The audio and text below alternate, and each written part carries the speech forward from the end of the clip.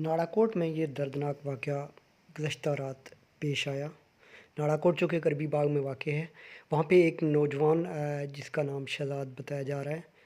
उसकी मंगनी अपनी बावज की हमशीरा के साथ हुई थी और इतलात के मुताबिक वो गुज़श्ता रोज़ उसको कपड़े देने उसके घर भी गया और उसके बाद वापसी पे उसके घर में भी कुछ इस पे चहमागोइयाँ और बातचीत होती रही और उसके कपड़े शायद उसने पसंद नहीं किए या कुछ रिजेक्ट कर लिए, जिस पे जब वो लड़का वापस घर में आया तो उसने रात कोशिश की कि वो उस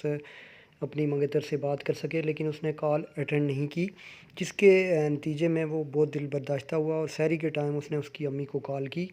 और कॉल के दौरान ही उसकी अम्मी को कहा कि आप उसको कहें कि वो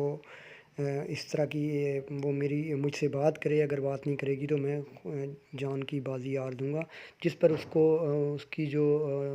मंगेतर की अम्मी थी उसने कहा तुम्हें जो मर्ज़ी है करना है कर लो। तो इसी दौरान इतलात के मुताबिक उस लड़के ने